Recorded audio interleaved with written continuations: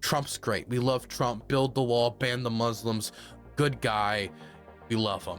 But the thing is, like, he's probably going to lose in the general. He'll be a weaker candidate. Can we just go with the other guy? Fox News has pushed a new theory. It's an interesting theory. It is technically a conspiracy theory, but the conspiracy part of it isn't the thing that's interesting. And the conspiracy is that the case pushed forward by Alvin Bragg was designed by Democrats in order to make Donald Trump a better, win the primary, and then, but they would make him a worse candidate in the general, as in by making him go to court, be indicted. They make this a rally around the flag moment. Republicans rally around the flag, and then they support Trump through the primary. But then in the general election, he's going to do worse because he had, you know, he was indicted and independents don't like it, and he's a weaker candidate. But in order for them to push this theory, that means they have to accept that Trump is a weaker general election candidate, which is an interesting thing to see Fox News hosts admit. And I don't know how Trump's going to react to that. Let's play a few examples of it. Let's play a few examples of them pushing this theory. So, Ben, you're an astute political observer. You comment on it, you write about it. And so I would agree with you that in a Republican primary, this prosecution only helps Donald Trump. I think he will, in the polling, jump that much further ahead of his next nearest competitor, Governor Ron DeSantis. But I wonder what you think about how does this play out if Donald Trump is the nominee? How does it play out in a general election? What impact does this have with independent voters and even with Democrat voters who might look at this prosecution and potentially a conviction, even though you mentioned the facts really aren't there, the law isn't there, but you have a very liberal city. You maybe have liberal judges where you can convict a ham sandwich, not just indict it, but you can convict a ham sandwich in a place like New York if you're a Republican.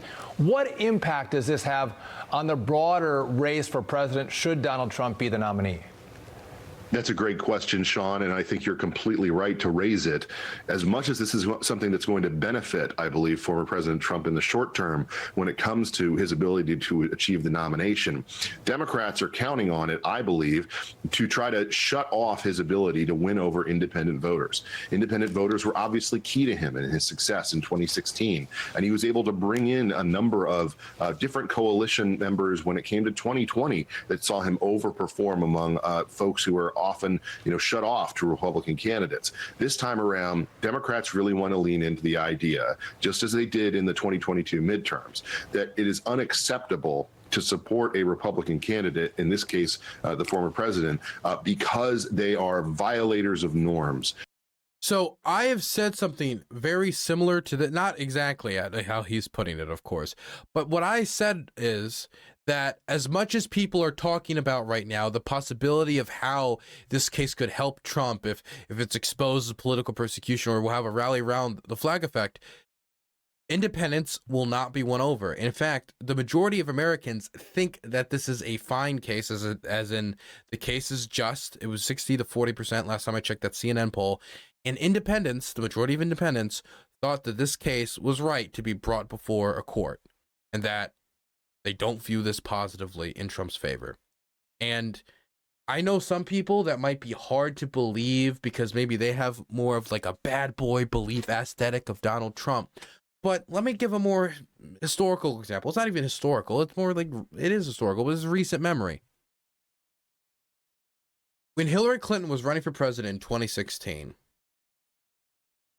right before the election happened, the investigation into her emails was reopened by James Comey. Now, that didn't end up turning up anything. They didn't find anything substantial that would say change the results of what a judge would look at and be like, oh, I'm going to indict her.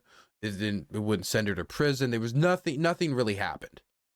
But merely opening the inquiry, opening the investigation back into Hillary Clinton so close to election night was enough to tip the scales in Trump's favor. Now, some people will be like, how do you know that tipped the scales in Trump's favor?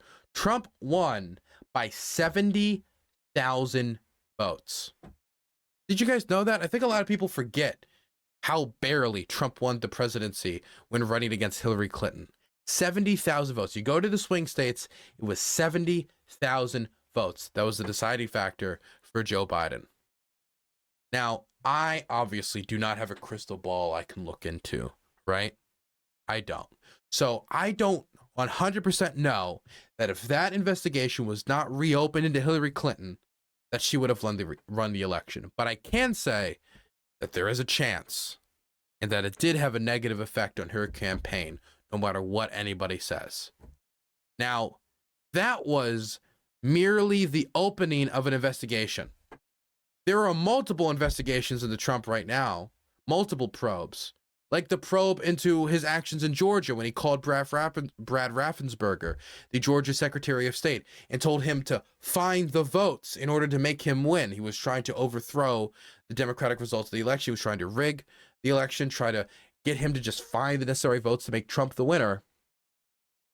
And it's very illegal, and there's an investigation into that. And that's not the only investigation going on. This isn't even the only legal proceeding going on for Trump.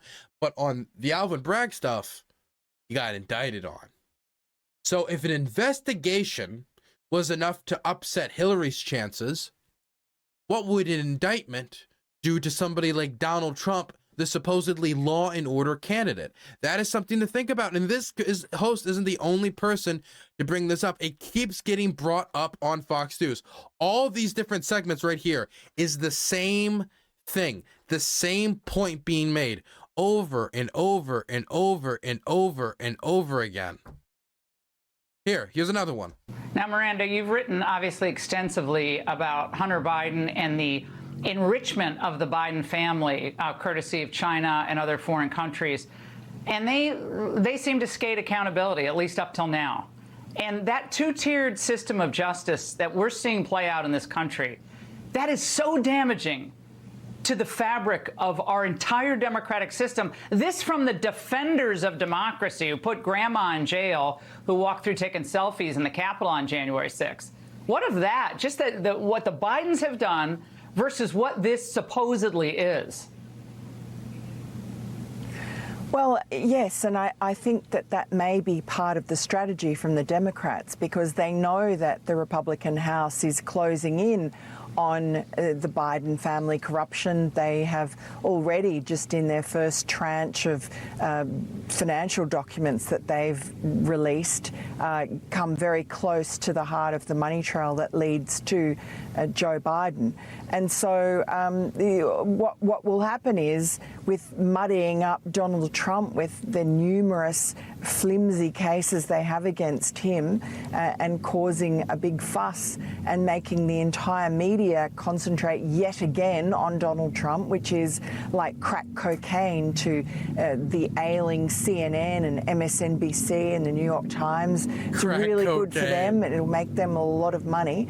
But it also distracts from Joe Biden's problems, both as a completely incompetent commander-in-chief, but also his corruption problems coming back to haunt him.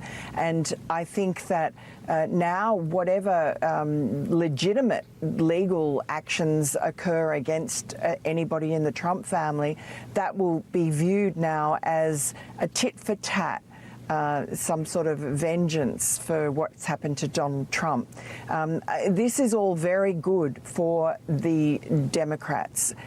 They want to sort of usher Donald Trump into the GOP nomination as an injured party, and that every decent patriot in the country is going to rally around, because you don't want the evildoers to win, who have weaponized our justice system against their... You got the point, that the Democrats want Donald Trump to be the nominee so that he will perform okay in the primary, but then terrible in the general. And I'll play one more clip of this being said. This is one of the more blatant examples of it being said.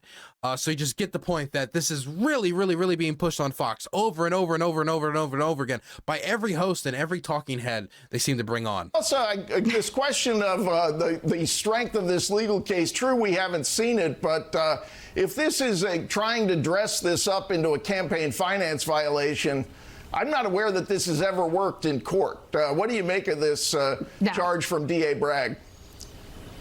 Yeah, this is obviously just a political stunt and a political hit job by leftists who are foaming at the mouth to take out the leader of their political opposition via the justice system. These liberals, they screech constantly, James, about threats to democracy, but they have no regard for fairness, and they don't care if the country's ripped apart at the seams. Now, I will say that I suspect this indictment will help Trump tremendously in the primary because it is going to rally conservative voters around him. However, it would hurt him in a general election. There aren't a whole lot of independent voters out there who already think that Trump is too bombastic and kind of unstable, who will suddenly be motivated to vote for him because of this indictment.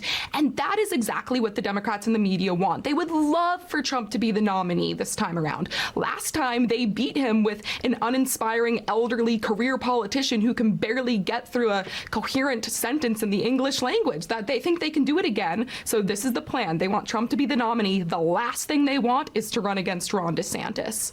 Okay, I think that's probably right. At the margin, probably helps. The last thing they want, I think that's probably right. That's what the other host says. The last thing Democrats want is to run against Ron DeSantis. Now think, they have 1, 2, 3, 4, 5, 6, 7, 8, 9, 10, however many endless shows on Fox News pushing the same message. Good for the primary, bad for the general. Ron DeSantis, better candidate. Good for the primary, bad for the general. Ron DeSantis, better candidate. You know what I think this is? This feels almost like an appeal to the Fox News audience, to the Republican base, like, hey, look, Trump's great. We love Trump. Build the wall, ban the Muslims. Good guy. We love him. But the thing is, like, he's probably going to lose in the general. He'll be a weaker candidate. Can we just go with the other guy? Because they thought Ron DeSantis would swoop in and they would not have to do this for him. But now Ron DeSantis' poll numbers are dipping. Trump's poll numbers in the primary going up, not only just due to the fact that Ron DeSantis has probably waited too long to make his announcement, and that's causing a lot of the buzz around his potential campaign kind of dying down, but also with this indictment, instead of reacting to the indictment like, wow, Trump's a criminal, because everybody acknowledges, at the very least, he committed a crime when it comes to lying about his business records in order to pay off a porn star that he was cheating on his wife with. The Family Values and Party of Law and Order, by the way. Everybody acknowledges that. It's the extension to the campaign finance law violations, which is kind of like some uncharted territory that Alvin Bragg's going to have to maneuver if he wants to get him on a felony and not just a misdemeanor, right? Because they can get him on the misdemeanor. That won't be difficult. You can get Trump guilty on misdemeanor quite easily there. This is done. The question is if they can get to that. It seems like they're just making a strategic appeal to the Trump base. Like, come on, please don't do this. Remember, Ron DeSantis, Democrats would hate if Ron DeSantis was nominated. They'd love Trump as the nominee. We love Trump. We love Trump. We love Trump. Great guy. He's being persecuted. Totally innocent. But maybe we should just go with the other guy. You know what it is? They see that Trump's in the lead. They see that he's raising like $7 to $9 million off of this indictment. They see that his poll numbers are up in the primary. They see Ron DeSantis' poll numbers are going down due to them holding out too long to announce and due to the indictment. And now they're realizing that there's a decent chance that they're going to be stuck with nominee Donald J. Trump for the presidency. Not just the guy who's been indicted, but since the 2020 election, there's been January 6th. He's called for the suspension of the U.S. Constitution. He's been indicted, obviously. He has called Brad Raffensperger in the state of Georgia and tried to get him to overturn the results of the election in his favor. He's called for the suspending of the U.S. Constitution. He has talked about getting Laura Loomer, somebody who celebrated the death of migrants crossing the ocean, onto his campaign, somebody who called for a non-Muslim taxi service and handcuffed themselves outside on the door of Twitter HQ, and they were banned for it. They see this guy as a gift to Democrats in the general. Not that it's impossible for Trump to win. He won before. It's possible he can win again. Definitely it's a year until election day. It's a year until the election, so anything can happen in that time to maybe upset Joe Biden and increase Trump's chances. But they don't want to bet on Trump because they know Trump is most likely the losing horse, but he's also a great horse in the primary. And even if they make a good argument here, I want to say that I don't think this argument is going to work for the Republican base. But let's say it did work for the Republican base. Let's say they were able to convince them that, hey, maybe we should go with the Ron DeSantis guy instead. We still have the debates to get through, don't we? We still have the debates to get through. And it's hard for me to imagine Ron DeSantis being able to deal with the Donald Trump thunder. Definitely under these conditions right now when he can claim political persecution. Oh my goodness, I don't think he can do it. I don't think he can do it at all. There's a reason Ron DeSantis has been avoiding directly confronting any of Trump's attacks, including the Trump attack where he suggested that Ron DeSantis might have had an inappropriate sexual relationship with his underage students when he was a teacher. So if Donald Trump has indicated very clearly that he's willing to take his gloves off, and Ron DeSantis hasn't announced yet, he sees his poll numbers are going down, he's waiting too long, Donald Trump's been indicted. Hell, I think Ron DeSantis might probably be reconsidering even running in the first place just to avoid that Trump heat. Just wait for 2024 and we'll run after him. Right now, I think, honestly, Fox News is realizing they screwed the pooch on Trump, and now they got to reap what they sowed.